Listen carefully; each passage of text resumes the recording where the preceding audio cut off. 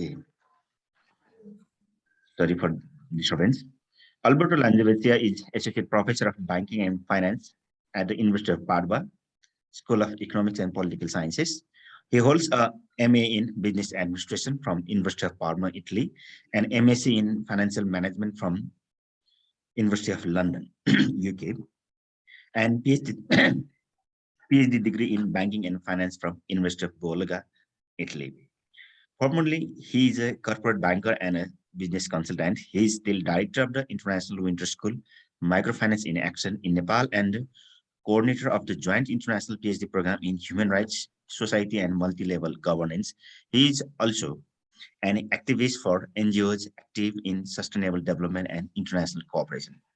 Their participants, we Central Department of Management TU has been jointly working with the University of Padova, Italy from the year 2017-80. We both organizations have done MOU on 18 September 2017. Unfortunately, COVID pandemic brought tough problems to implement that MOU in these days. Hope this pandemic will end soon and we both organization can work jointly as we did in past years. Dear students, in 2015, the United Nations adopted the Sustainable Development Goals. Global leaders and policymakers have developed the 17 Sustainable Development Goals with 169 targets to address global challenges such as poverty, gender equality, and climate change. According to the United Nations Conference on Trade and Development, around $5 to $7 trillion is needed to achieve the sustainable goals by 2030. This means financial resources are needed at scale from both public and private actors. The SDGs have targets such as reducing poverty, increasing gender equality, providing access to clean and affordable energy, and creating more sustainable cities. Simultaneously, impact investors are looking to identify and invest in enterprise tackling these same targets. Yes, this sustainable development goals and the impact investing is the major topics discussed in the entire world these days. So we have managed these sessions today for our master level students. So I'd like to call Professor Dr. Ramji Gautam, head of the Central Department of Management, to give the welcome speech in the session. Thank you, Balam sir. Honorable guest speaker, Professor Dr. Alberto, Focus Program Director, Deputy Director, all the faculties and dear students. Good morning and namaste. It's my great pleasure and honor to welcome Professor Alberto in peaceful country Nepal and in the Central Department of Management, Tribhuvan University. I would like to welcome Nepal, Tribhuvan University, Central Department of Management, and especially in this program. The Tribhuvan University, Central Department of Management, and the Padova University. We get one YAMUI, we did the YAMUI. We have implemented also one batch, 4 students completed student exchange program. That YAMUI was possible only due to the Professor Alberto. That's why we are indebted to Alberto sir.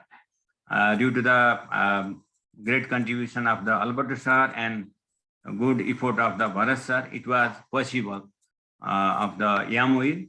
Due to the pandemic, we could not continue the implementation of the YAMUI. Otherwise, 4 students and 2 faculty will go in the Italy, Padova University. I hope it will be continue in near future. We have a good relation with the Padova University and Central Department of Management, and there is good relationship with Alberto sir and Nepal. He participated in our international conference as a keynote speaker in 2017. We had organized the one international conference. At that time, Alberto was a keynote speaker at that conference also.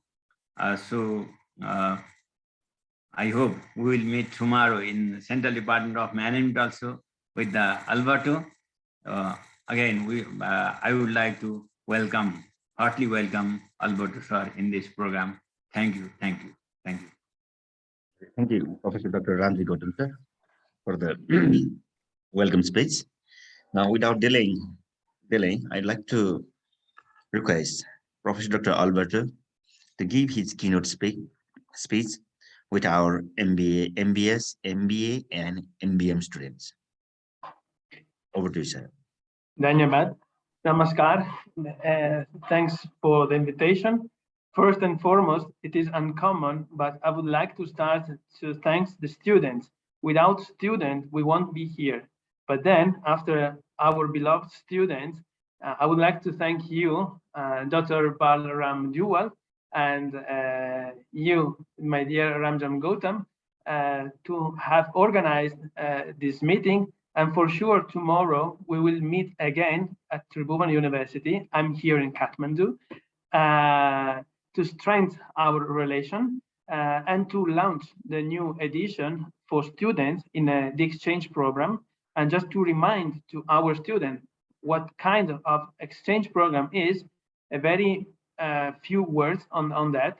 It is a full semester in my university based in Padova, Italy, in the northeast of Italy, sponsored by the European Union. It means that no fees, no tuition fees are needed, and you are financially supported for the living cost on a monthly basis. So the entire living cost and more than the cost. So if you are a good student, you can even save some cash at the end of the program, plus the round trip ticket to get and back from and to Nepal to Italy are fully paid by European Union. So without any barriers related to the budget, you will be selected by the merit and the willingness to have a full European experience, not only in the field of academia, in learning, but also in the culture and our legacy, our history. You can find throughout Italy, and as you know, you are free to move within the European Union, holding a visa, a student visa to entry. Okay, so just to let you know that the selection process, if you want to start on the incoming first semester, that is in 1st of October, classes will restart.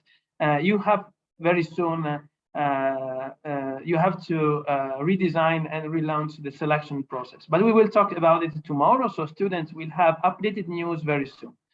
So today, I would like you to address the link between the UN agenda that might appear like a typical very high level in the policies, international policies related to country at only country level. But I will try to link this strategy, global strategy, to the very bottom of the society that are small and medium enterprises in regards of the achievement of these goals. To do that, in between, it is the sustainable finance. I prepared just a few slides for you and some link to the internet so that you can then, after the presentation, follow and go deeper in from the insights I would love to share with you very soon. The idea is then to have a Q&A session to interact with you. So I will try to limit my speech, more than 20, 30 minutes maximum.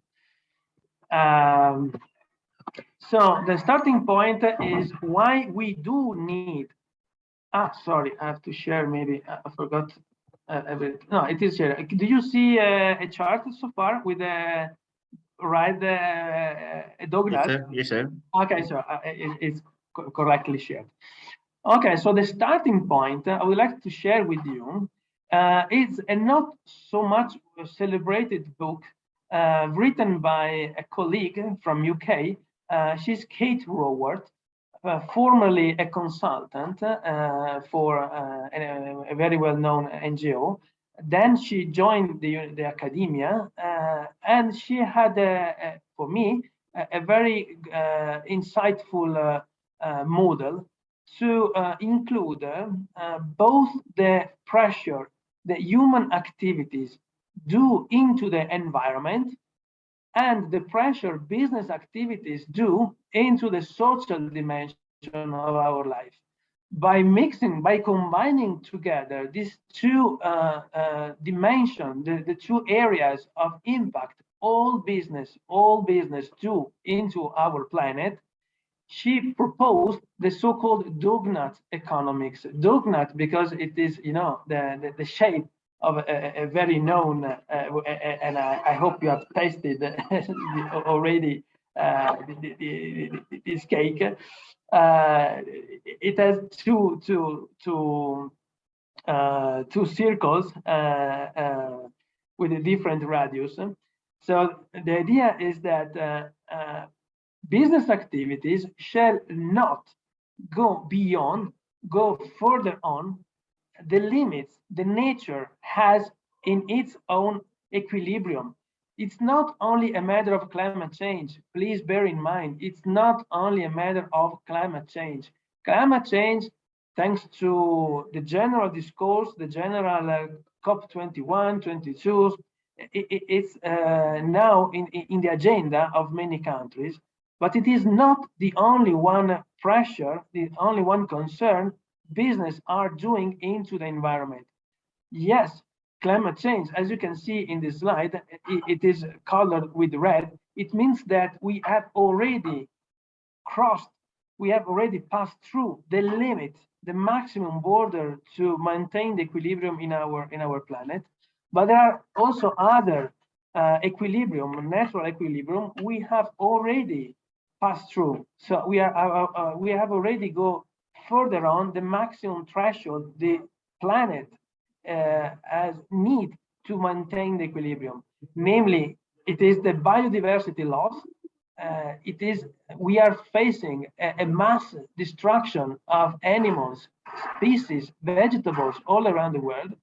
In Nepal, I know the number of tigers is slightly increasing, but mountain leopard is critically endangered in the North Himalaya. Just to mention here in Nepal, 2 species that are within this concept of biodiversity loss. Land conversion, we have transformed the planet using cement, using real estate more than it is needed. Kathmandu Valley, it's not necessary to fly away from Nepal. Kathmandu Valley, it's a valley of cement. It's no longer a valley of green parks and fresh air. It's a valley of cement. We can also propose to change the name from Kathmandu Valley to Cement Valley or something like that. And the third, I guess it's not related to Nepal, fortunately. It's related to the way of doing business in agriculture. A massive approach in agriculture is based on fertilizers, and then fertilizer drills down into the soil, and then they mix also the fresh water resources in the ground, below the ground. And this is the third main equilibrium we have already as a humankind, as a human activity, already passed through beyond the limit. Those limits are not related to business. I mean, these are limits that are designed and that are fixed by physicians. It is mathematics. We can't discuss on this limit. We have just to take this limit and respect or not. But we cannot discuss by law. Oh, the limit could be 40, 30, no. It's fixed by law, by the general law that it is here well before the humankind. The lower floor, it is the social foundation. Businesses shall not go below minimum threshold for human dignity, we could say. Article 1 in the Universal Declaration of Human Rights, it states that people are born and share equal rights, and they are all should be treated with equal dignity. So even a business that treats people without dignity, it is the example of how business can go below the minimum standard. I'm referring to basic labor rights, or in terms of salary, or rights to in the flexibility of your job contract. But it's not a matter only of job, it is also a matter of learning, access to health. So given this framework, and I would suggest you, if you are curious, to browse to the internet and Google Kate Raworth, Dognut Economics. There are two official websites related to this argument. But this is the framework to understand why we do need the sustainable agenda.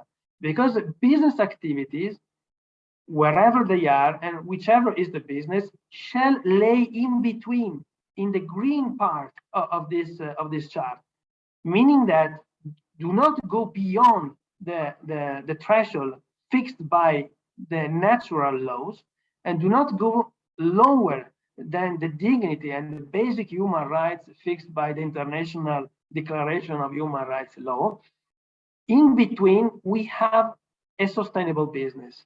With this framework, now you can better understand the link between the UN agenda with the SDGs and the business. I know you're a student in business administration, so you're not so much interested in international affairs, in international politics, something like that.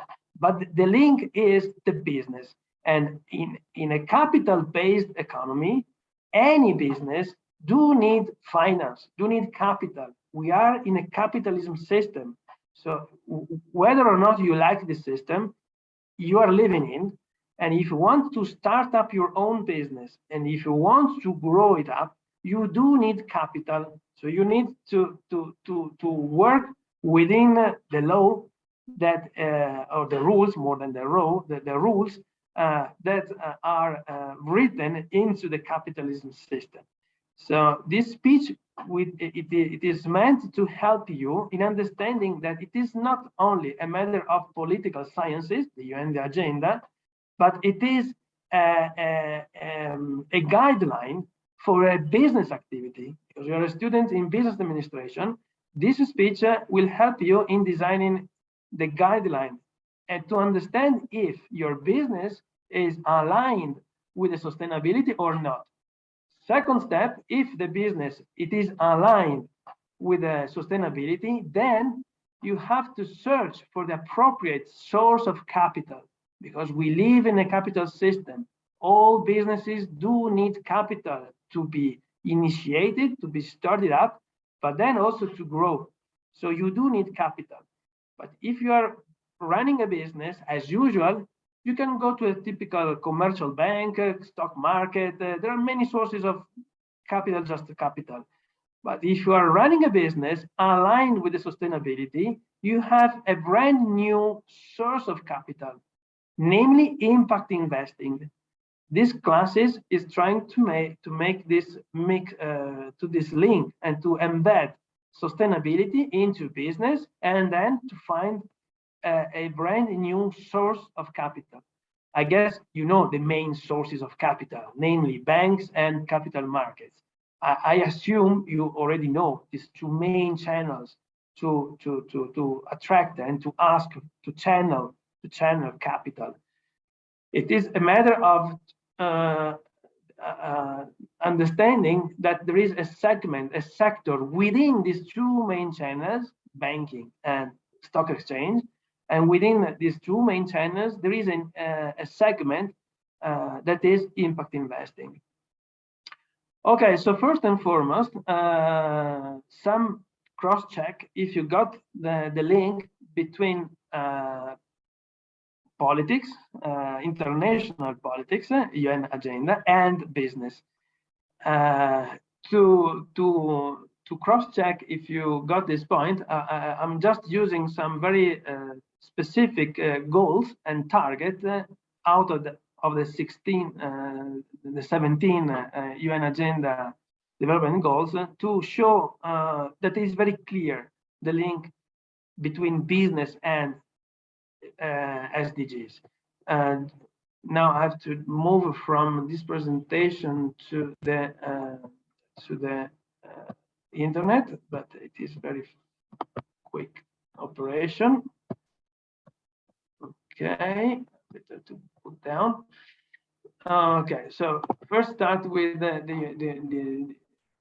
the 17 goals. As an example, it is easy to get the link if you look at the SDG number 8 or SDGs number 12, because it sounds business related. Growth in economics, infrastructure, industry, goal number 9, responsible consumption and production. It is clear in those goals the link with businesses.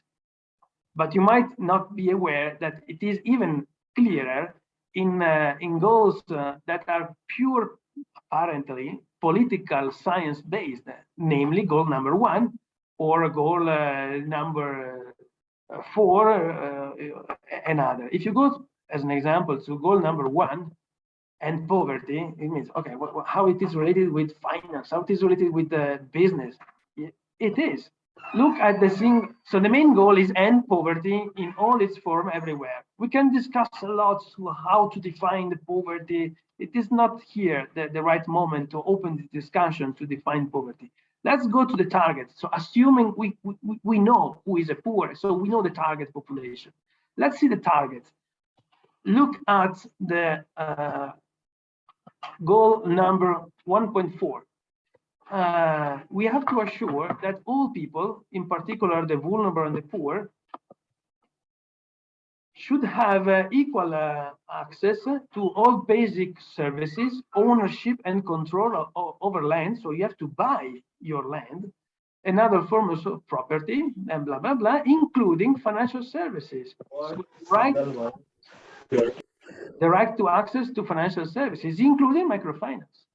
So within the typical goal number 1, a pure political one, a pure human rights based one, we do find a clear link to the businesses, to the business activity, to buy property, to buy equipment, to buy with which means with the capital. And who provide the capital? The financial services, and within the financial services, the microfinance.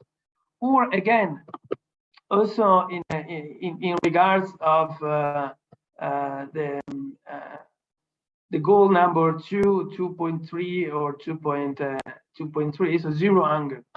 Zero hunger, again, it seems to be only a political science, a human rights goal. Where is the business here? Where is the finance here? Again, 2.3 go into the specific goals, and you see that farming activities should be secured.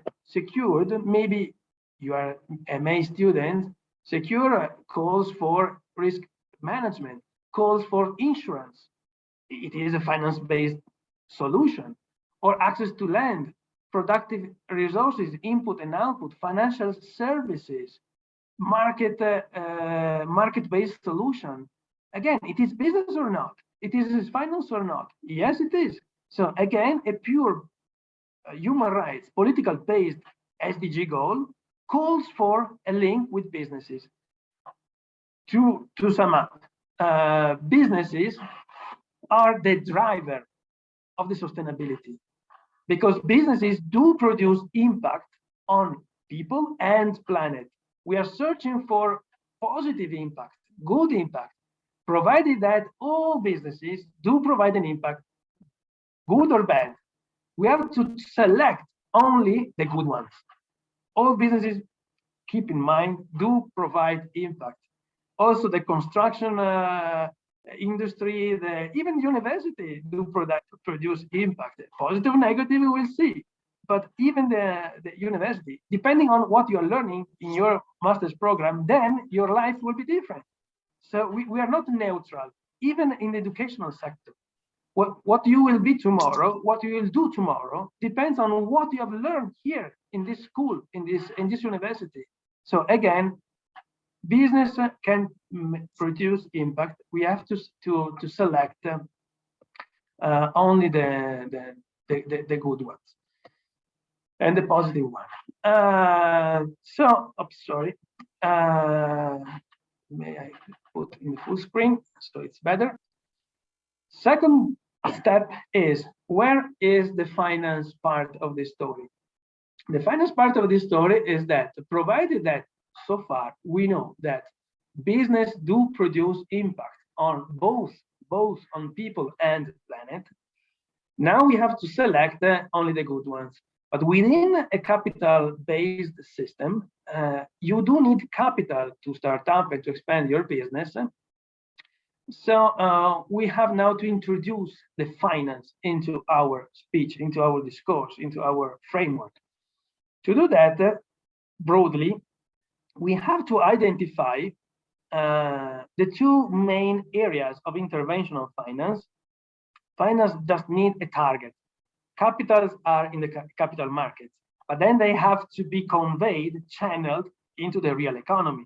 People and firms are real. Capital markets are virtual. It is just a double entry in a computer records. So it is not for a touchable dimension of the capital market. So financing it's a virtual world, but then finance can touch the ground, the real life, when it goes into the bank account of people or businesses. In this class, we are more interested on businesses rather than personal finance. So we are looking to businesses. So which are the targets in the ground, in the real life that finance is trying to target? The two main areas are namely the social business, not social workers, volunteering, business, social business, and green economy. I assume that you're more aware about green economy.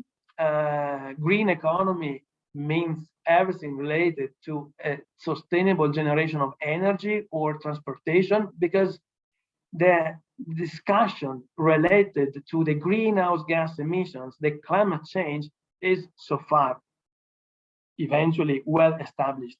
So you know how to measure the impact of any business, or even your own family or your own personal spending in regards of the greenhouse gas emission or the sustainability. So I will make a further link to the social business, because I assume it is less known compared at least with the green economy. What is a social business? I will use, since we are now again funded by the same MOU sponsored by European Union, I will use an official page of my European Union institution to show what we mean as social business or social enterprises in Europe. This is the official web page of the European Commission. I will not go deeper, but we have in Europe a very strange political system. We are not a federal state like Nepal. We are neither a confederation like in Switzerland, or we are neither a federal state like in the United States. We have this structure, the European Commission, that is managing a common budget, and they define a common goal within the members of the European Union. Italy is one of the 27 members of the European Union. So this is the official web page, we can say, of our global, not global, but European Ministry of Economics that share the same view within European members. So it's not the Italian government, that's only to say, but it is still an official web page. So what are social enterprises? There are at least three dimensions, three features you have to look at to search for social enterprises.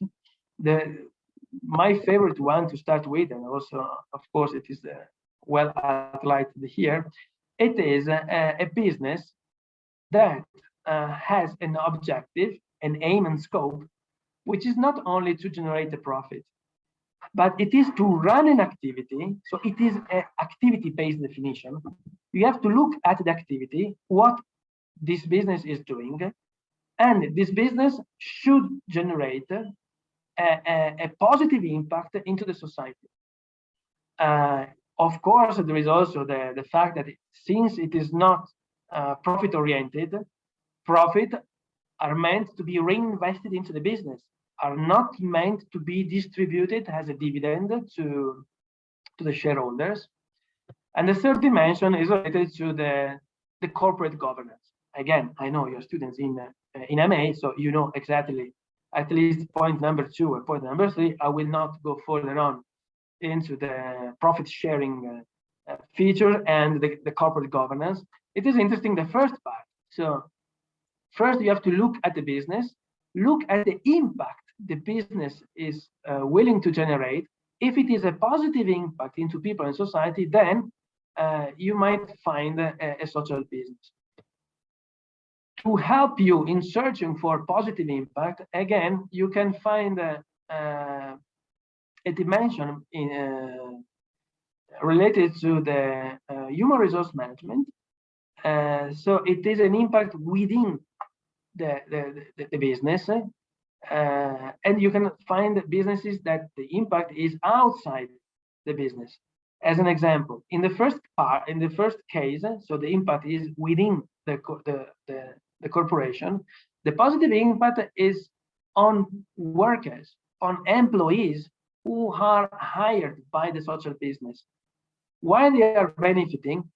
Because they are workers that without this business, they would have real hard challenges to find a job, to be employed in a business because of racial issues, because of caste, we would add in your context, because of you are coming from foreign countries. Europe countries are very close to the integration with other culture or other imported workers. So to support legally imported, sorry for the term, but to expatriate migrants, workers into your business, you have to support those firms that are willing to choose this these workers instead of others. So you are supporting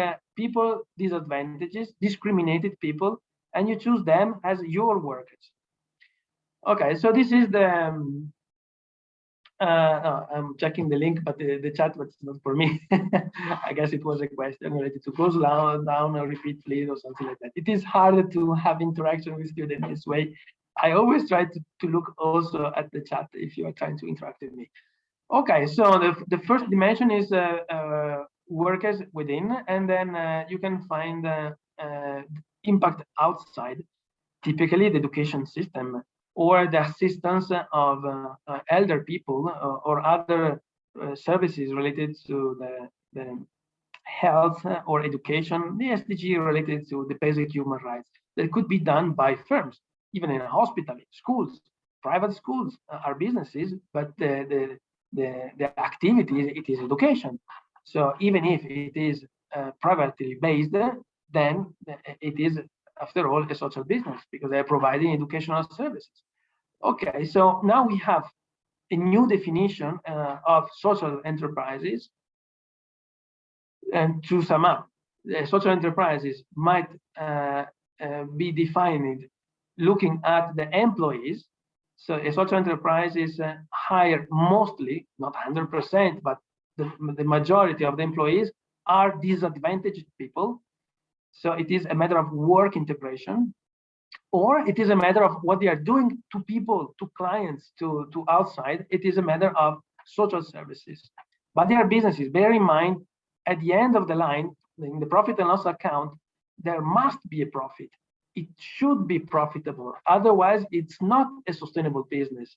It is a sustainable 2 times, both in terms of economics, profit and loss account, and in terms of impact. That is all mostly say that a double or triple bottom line, depending which impact, which outcome are you going to measure. Okay, so now we have now we can make a further step, because so far we have introduced what is a social business, and in my hypothesis, my expectation social business is a relatively new concept for you. Maybe I'm doing wrong, but anyway, I've done this up. Sorry, I clicked the wrong button because I have to put this up in order to let me click the full screen. So far now we have, again, two mainstream way of doing business. One is the business as usual. Go and do whatever you want, produce your garment, produce your car, produce your laptop, whatever you're going to manufacture. It is a business as usual. Or you can run a social business and a green economy to challenge your knowledge about this part. You can even have a garment factory, a car factory, a laptop factory as a social business. How? By employing mostly disadvantaged people. So at the extreme concept, even Apple or Samsung could be a social business if the majority of their workers are disadvantaged people. So in this case, even Apple or Samsung, just to mention two mainstream high-tech manufacturer, designer, in case of Apple, manufacturer, okay, it is a tricky story. Manufacturer, they should be defined as a social business. Why? Not because they're producing laptop, but how the laptop is made. It is made by workers that otherwise are discriminated or are disadvantaged in their access to the labor market. Okay, got this point? Of course, you can also be a green business and a green and social business. As an example, you can be a green energy producer. You are running a hydro plant, a small size on over the river, and all your employees. So you're in a green economy. You are producing zero emission in producing energy. But if your employees are disadvantaged, you are also a social business in a green economy. So they are two different. If you are not including these features into your business, then you are a business as usual. Why this difference matters? Because only if you are either a social business or you are running a green economy or both, you can have access to a very special channel of finance. We are entering into the impact investing. Impact investing is only meant to convey capital only to social business or green economy. What is such impact investing? Again, it is easier. The question, I'm looking to the chat, but we'll see later. What is impact investing? Again, to go faster, I will use exactly the same approach. That is, I will suggest you a website. This is the website of the Global Impact Investment Network. So the link is giin.org. And I will use this very interesting chart and note. So how to define impact investing? Now we are looking the financial part from the provider of capital. Previously, we outlined the target, social business and green businesses, green economy. Now we're looking to the virtual market where the capital is invested every day. We're looking to the profile of investors, and the profile of impact investor is this chart. First and foremost, the impact investor, the provider of capital, again, we are living in a capital-based system. The provider of capital should have the intention to generate a positive impact. So should be aware of the causal effect. If I put the money into this company, then by running this business, I expect this positive impact. This framework should be very well designed in advance before the selecting of the target of your intervention. Again, I assume that you are a student in asset management, and I assume you are already aware about the typical risk and return approach in asset in capital budgeting, in asset allocation. So you just have to look at the risk profile and the return. volatility and expected return. Okay, this is a typical Markowitz approach where the business underlying, who cares? Yeah, we just look at profit, risk, and that's it. And then we combine with some complicated formulas. What is the business? Who cares? We just look at return and volatility. Here you do need to understand that you select the potential investors only if it is clear that if you put $1,000 into this business, then $1,000 can create works, job, or services related to the social business or the green finance. So there should be this causal effect, and it is included into the selection process. Of course, if investors do expect a return, it is not philanthropy. It is not philanthropy. And since it is not philanthropy, the business should be profitable. Again, it is the same story I told you before. Business should have to generate the profit, either to survive and to attract these investors. So you have to generate profit, but it is the business you are doing the difference. And to cut the long story short, of course, the range of return can varies depending on the asset class, bond or shares. It's not so important. The most important part is related to the beginning. So since the first issues, so the intentionality, investors are willing to generate a positive impact. They know the causal effect. I put this money here, the business is using my money to do this and that. But then in order to measure if the return is not only in terms of profits, but also in terms of impact, we do have to measure impact. I call for the educational courses in impact measurement at Tribhuvan University or in other universities. To follow this new stream of financing, there must be courses that help students to understand how to measure the impact, a positive impact, if any, of a business. Because it is a new way of analyzing businesses. It's not only a matter of profit generation. We have also to add, okay, this profit is made on whom? On people, on planet, which is the change before and after. I finance what? Which kind of business I'm financing? I have to measure, because the impact investors now do want to check if the investment has reach the target they were expecting at the beginning. Okay, so very last slide, because I know time flies, and I will love to answer to your questions, if any. Yeah, so to conclude, I would like to add one more slide to help you in understanding which field can be, in which sector can be invested the money, and the final link with SDG. Otherwise, you might argue, okay, but where are SDGs so far? This slide, it is the last one, and it matches the concept. That is, impact investors are many.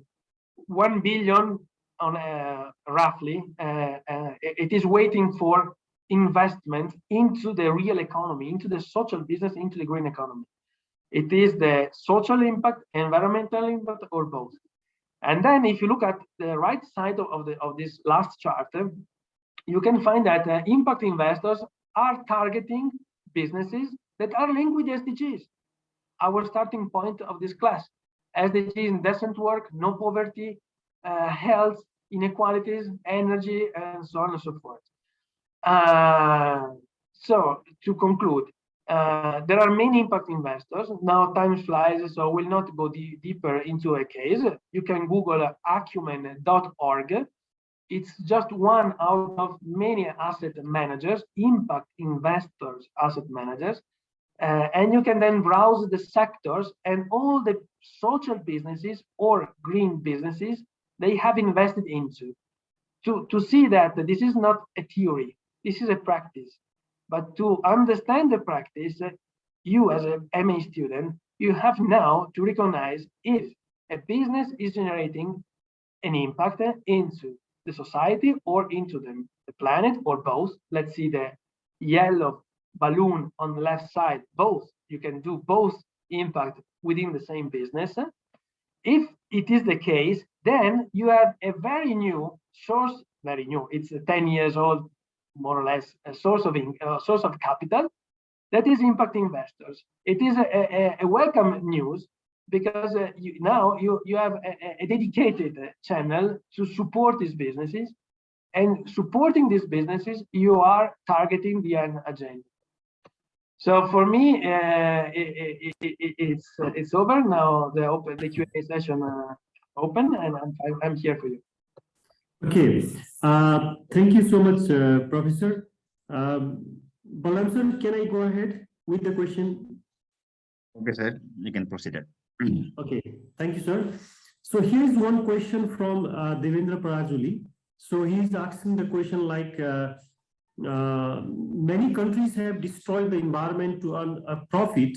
Is it in this profit motivated society that people love to do the social business? What is the motivation behind social business? I would say it is. Sir, there is also another question of Devendra Parajuli. Second question. Yeah, yeah, please. Is social business the same as corporate social responsibility? Doing business by thinking about the environment is social business? No, I will start from this and then go back to the previous one. Yeah. The corporate social responsibility is just a matter of to fulfill the law and to add to as a corporate presentation, what are you doing more than the minimum requested by the law? But it is not related on the business you are doing. To say in other words, it is only a matter of I'm doing my business well, but your business can have no positive impact in the society. So you can be a car manufacturer and you have your corporate social responsibility. So you are respecting your the equal rights in the workers. You are trying to select only suppliers that fulfill the law. So you say, I'm doing my business properly, in a good way, but my business generates no positive impact. If you produce cars, the impact is negative, not positive. So corporate social responsibility is in regards of how you are doing your business. Social business is related to what you are doing. It's totally different. The what and why, it is the inner value of both social business and green business. Why you are doing this business is not included in any discourse of corporate social responsibility. So the why is more important than how. Corporate social responsibility addresses how you are doing your business. Why you are doing your business is related to social and green business. Okay, in this case, I've replied to both.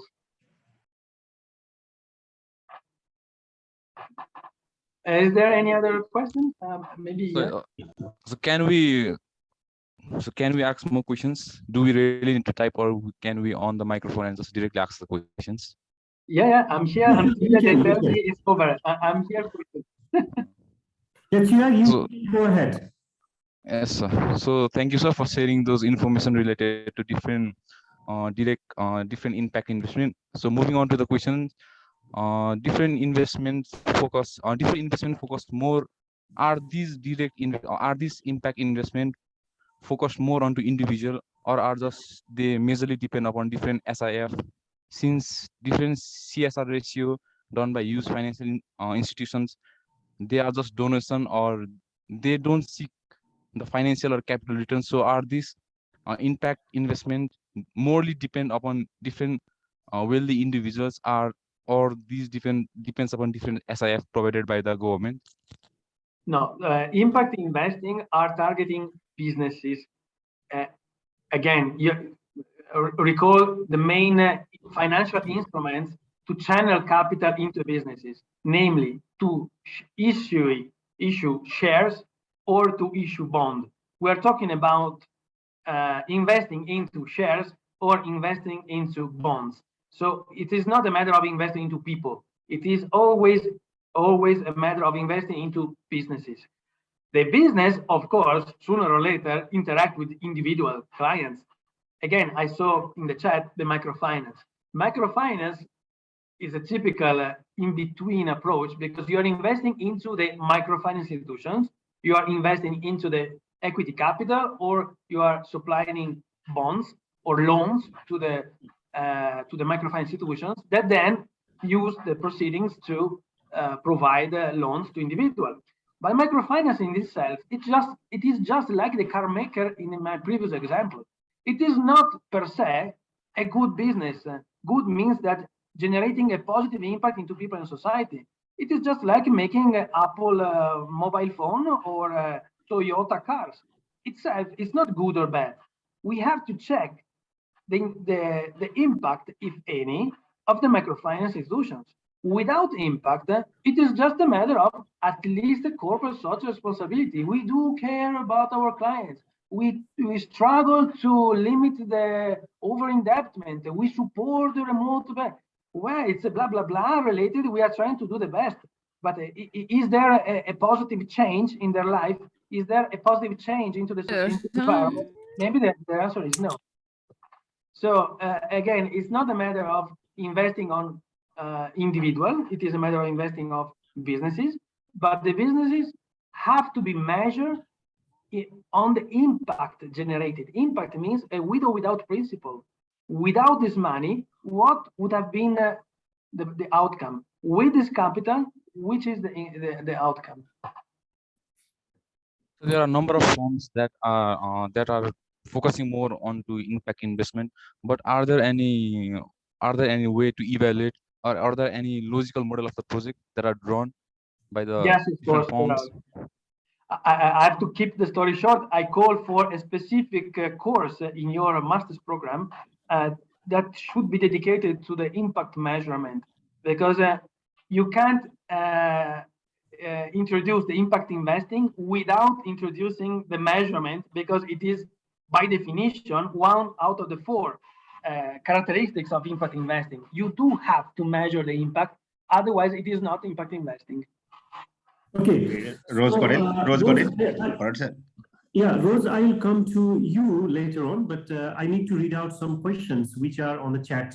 So Rajani Shrestha has asked one question: is there any model or theory to cope with the challenges or the dilemma while companies target for the sustainable development along with the profit maximizing goal? I believe that you can't change the mindset of entrepreneurs or shareholders. So we have to live together. I mean, people who have this kind of mindset, businesses are generating impact into the society and to the planet. So there are two kinds of mindset. One that take care about the causal effect, karma, and other that are looking to profit as a profit, capital generating capital. We can't impose, according to me, by law or by it is prohibited to run a non-social business. It is impossible. So there is no way to push pressure into one business mindset or into the other. We have to cope with. I think the real difference will be made by the client. It is the demand that drives the supply, not the opposite. If you stop by products that are unsustainable, sooner or later, the manufacturer will adapt the production to be aligned with the sustainability. So the power is within people, not to entrepreneurs. Yes. One more question. I think, Rose, you want to ask? You can unmute. Yes. Yeah, please. Yes, hi. I did type my question in the chat box, but I think I might have elaborated way too much, so I'm just going to ask it. Professor, first of all, thank you for your presentation. So from your perspective, what do you think that us as the consumers of the market can do in order to sort of incentivize all these big corporations and entrepreneurs in order to strive for a sustainable green business, because we as customers really do dictate the market and production. But what would an easy step be for everyone to sort of, give it a shot in hopes of changing the sustainability approach of these corporations and entrepreneurs? Yeah, thank you, Rose, for your question, because it goes straight to the supply part of the story that are clients, consumer. So the demand. So the individual. I agree. I think there are only two ways to push the good business ahead into the market. One is the labeling system. Labeling is meaning to identify a product if the product owns some specific features, and the features are related to the sustainability in terms of people and planet. So by introducing a labeling system that help clients, help consumer to identify if you are going to buy a sustainable product or service or not, it is needed to support the willingness of aware consumer, responsible consumer, to choose correctly what they are going to buy. So first is a labeling. Then we can go further. Who is the authority? Who provide the label? Who define the standard? Okay, but the idea is the labeling system. The other idea is to prohibit by law to run a business. Following the COVID-19 pandemic in Italy and Europe, we had the experience of the lockdown. So by law, the government imposed some businesses to shut down their activity, and they have done. And so far, still in Italy, after 2 years, as an example, cinemas, theater, discotheque are still closed by law. What I want to say is that by law, you can say it is prohibited to sell new cars that are using, as an example, a gasoline engine. I'm not one supporting the electric cars. This is another story, but this is a very common way to discuss the topic. So by law, and they are doing it in Holland, they are doing it in Europe, some countries, in 3 years, it will be prohibited to buy new cars. You can buy old cars, but new cars shall not be powered by gas or gasoline. So the other way is to prohibit by law unsustainable business. I don't see any other way to push ahead the good business into our markets. Yeah, so I think that has already addressed the question of Gaurav Acharya. Now let's go to the question of the Asmita and Akash. You both have the same question, like the similar question. Are the UN SDG 2030 achievable? Now, what is the effectiveness of the UN 30 goals? Like, to what extent they have been achieved so far? Okay, in general, they will not be achieved. Most of them were too ambitious. Then you have to put into the equation also the COVID-19 pandemic downturn. As an example, look at the environmental protection. It has been worsened by the COVID pandemic. You can see how many plastic waste is around Nepal, added to the usual plastic production Nepal is characterized by. But yeah, following pandemic, most of the target has been negatively affected. So for sure, 100% goals will not be achieved. But as a corporate strategy, I hope tells to you, it helps in defining the line where you are going to. It is more important to define the target, but because it provides you the guideline. Of course, you will probably not reach exactly the point, but the guideline is more important because it defines where to go. And in this regard, SDG helped a lot. Even if we are talking today about sustainability, it is because UN agenda is effective. It has been released. So mindset has been changed, and probably this is the only one real goal fully reached. Okay, so there's one more question from Pankaj, and the question is, how effective is the impact investing? What type of the problems are impact companies aiming to solve? So probably you have also addressed this question, I think. The question is related to the last slide I showed to you. Yeah. You can go straight to the annual report. It is a global review of what impact investors are doing. You will find your answer there. The last one has been released last year, but very soon it will be released, the new one related to the 2021. Yeah, the last question is from Avishkar, and he's asking the question like, how can we better engage government to look at the impact investing sector and give them an impetus when we are even struggling to expect any support to our startups? Probably this is you're calling for engagement at university level. I think university is the right player to interact with the government in this regard. To do that, universities should run research to show why it is needed in Nepal, like in any other countries, an impact investing law that support this kind of business instead of microfinance or banking, capital markets, or whatever. So as individual, you can't do anything unless asking. It is a previous question from I don't remember, Rose. As an individual, you can act by asking sustainability in what you're going to buy. But this question is more related to a higher level in the governance. So I call here for a more interaction between the university and the government by providing evidence-based data why impact investing is needed to push Nepal ahead into the sustainability. There is too plastic everywhere. As an example, there is no waste management facility, no incinerator in Nepal. It isn't possible. There is no way to treat plastic. The only way is to start up an incinerator. It generates energy. The heat is generated by burning plastic, and then the water spin a turbine, and the energy is generated.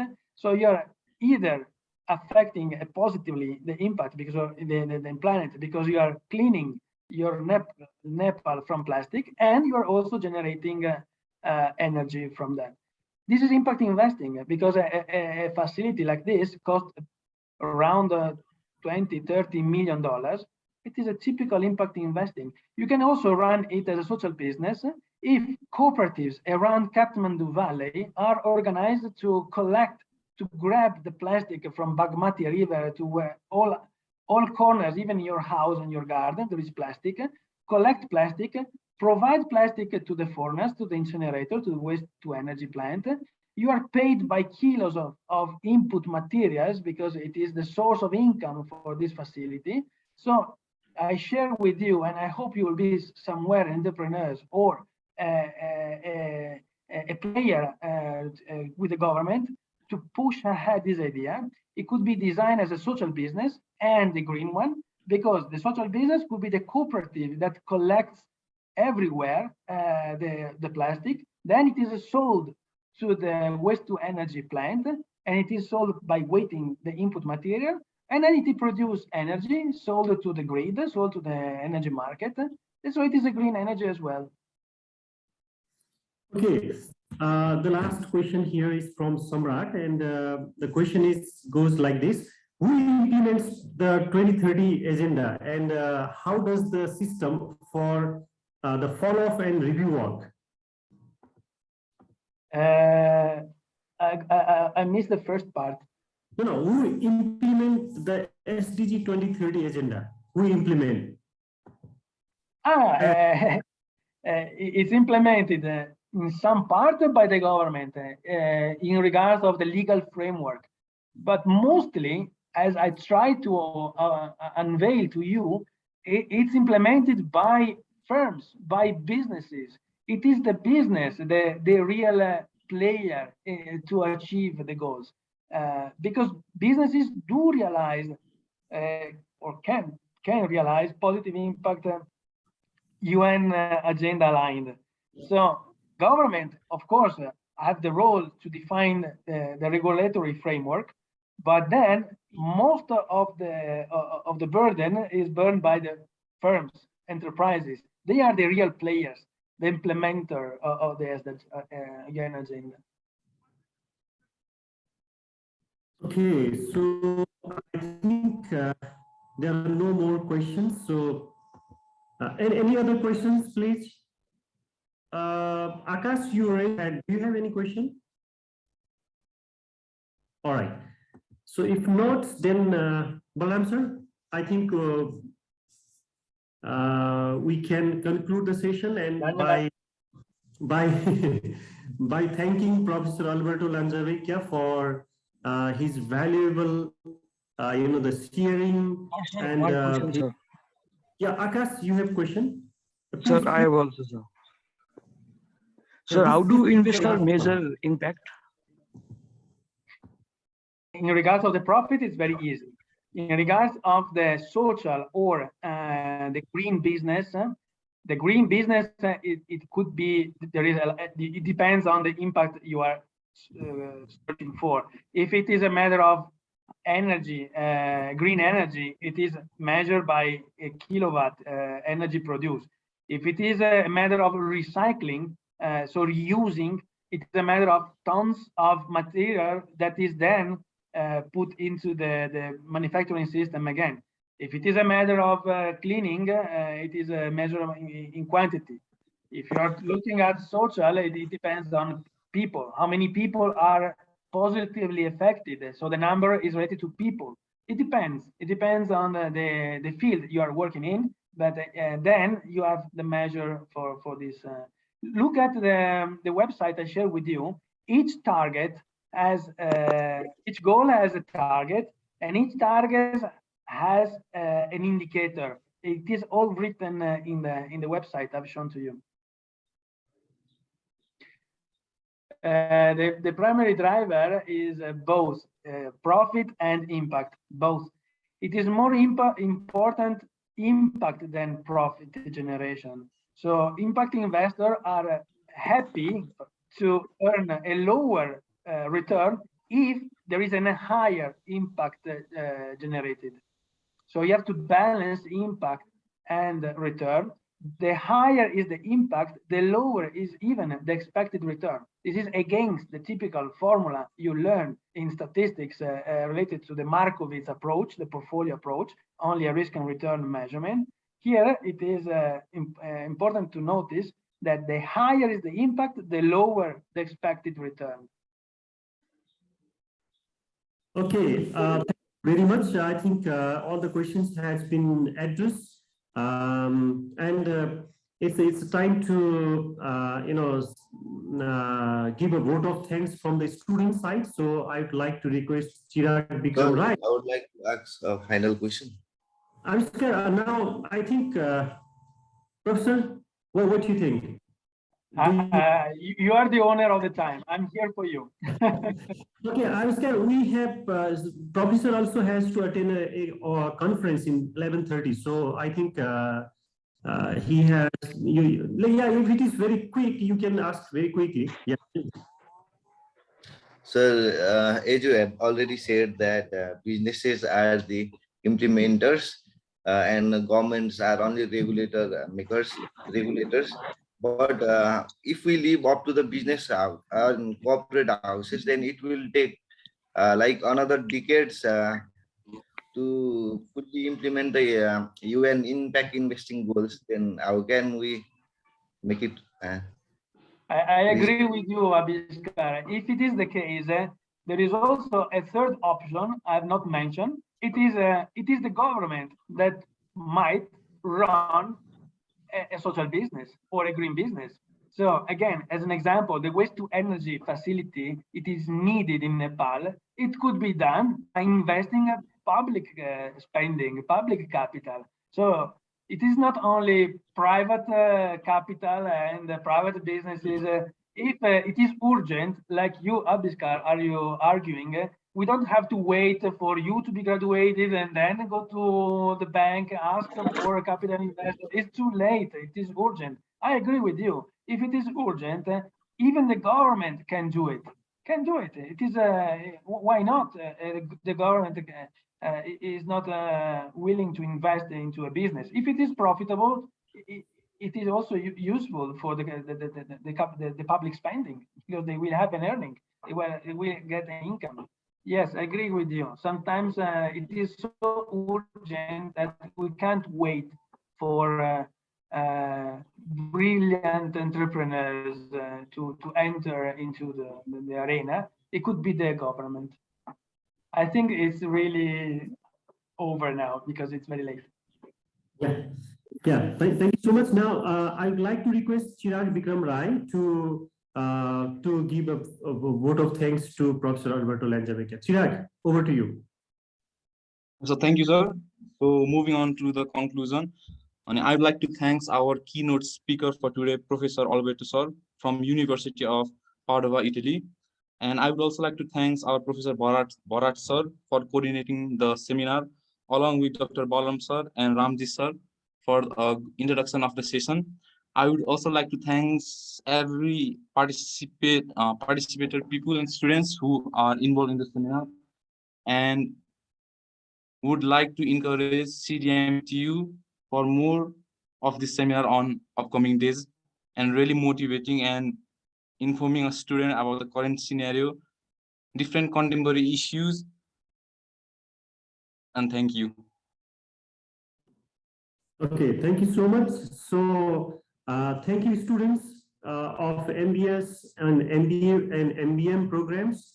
And we are really thankful to Professor Alberto Lanzavecchia. We are really privileged, though we scheduled it physically, but we could not do it. He's in Kathmandu, but he could not take physical class. He could not deliver physical class this time. We hope to see him again in the next time when the situation will get better. So hoping to see you, Professor, again in Kathmandu, and expecting your the support like as it is to our department and the Tiruvallur University, and especially the students of the Central Department of Management. So thank you very much. Dhanyavad.